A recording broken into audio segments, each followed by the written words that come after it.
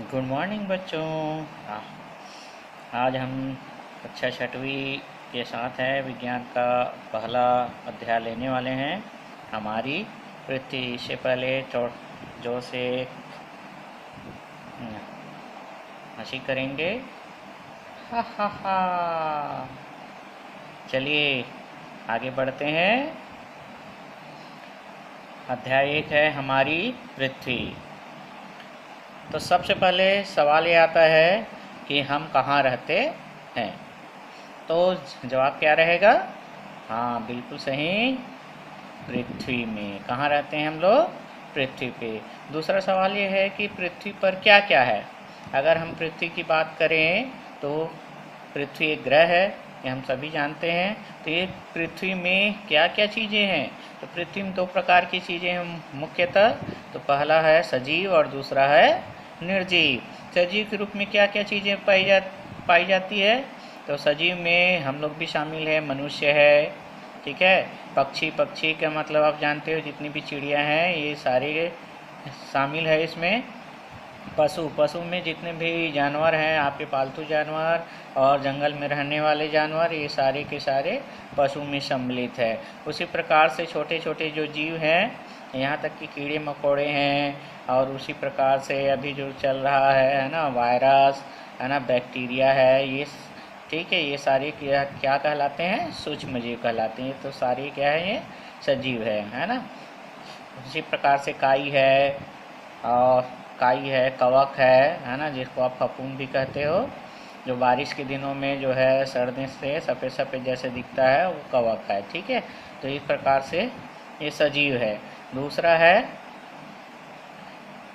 पृथ्वी में निर्जीव चीज़ें क्या क्या चीज़ें हैं। तो निर्जीव में हम मुख्यतः देखते हैं कि झीलें हैं, है ना, झीलें हैं, है ना, और नदियां हैं, महासागर हैं।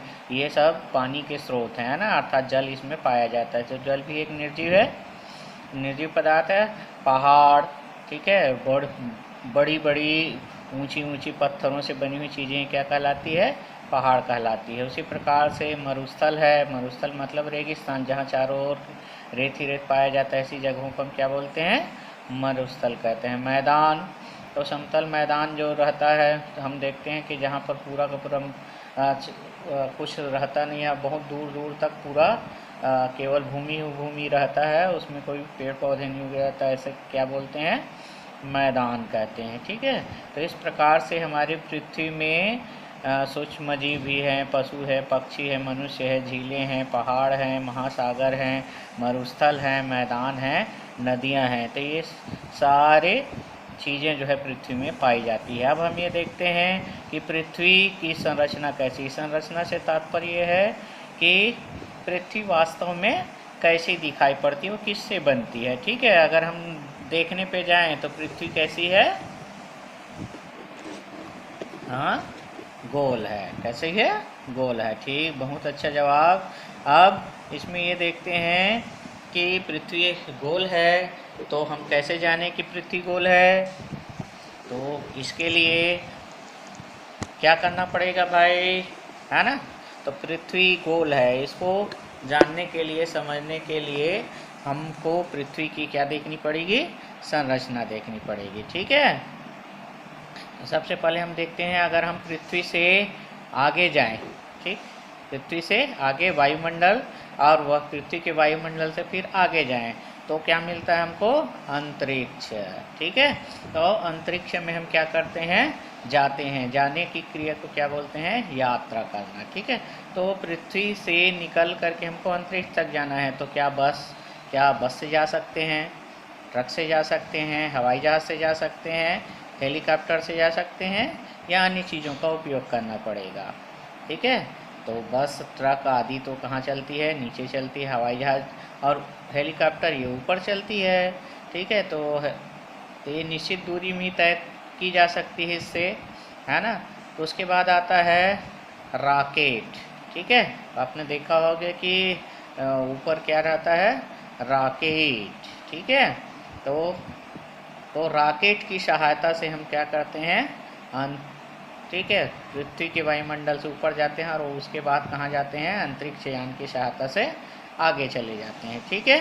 तो इसमें हम रॉकेट और अंतरिक्ष यान अंतरिक्ष यात्रा जब करेंगे तब हम किसकी सहायता से करेंगे, रॉकेट से वायुमंडल के उस पार जाएंगे, फिर उसके बाद कहाँ जाएंगे, अंतरिक्ष यान का उपयोग करेंगे। ठीक है।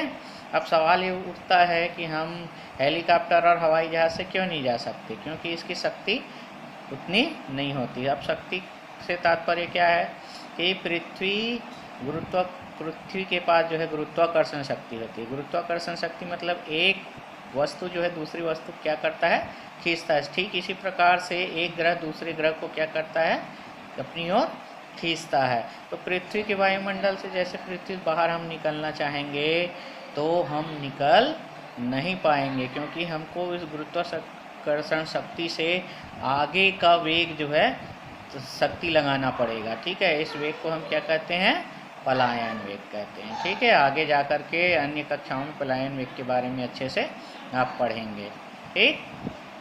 तो रॉकेट के पास ही वह वेग होता है जिसकी सहायता से वह पलायन वेग मतलब गुरुत्वाकर्षण शक्ति की से ज़्यादा शक्ति लगा करके रॉकेट जो है निकल सकता है। एक बार अंतरिक्ष में निकलने के है ना, पृथ्वी बाहर निकलने के बाद उतनी हमको वेग की आवश्यकता नहीं पड़ती। ठीक है।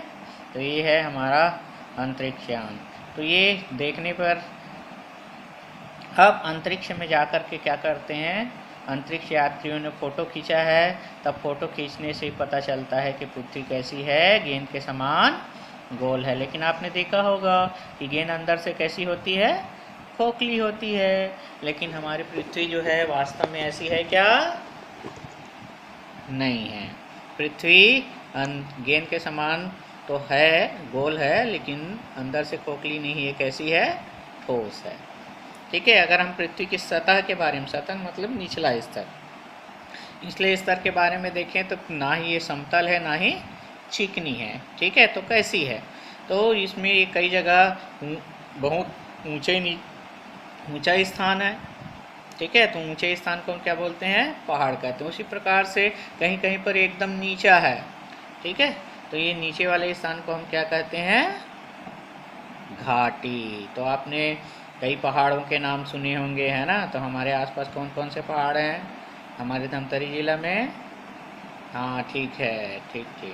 तो हमारे धमतरी ज़िला में है सिहावा पहाड़। ठीक है।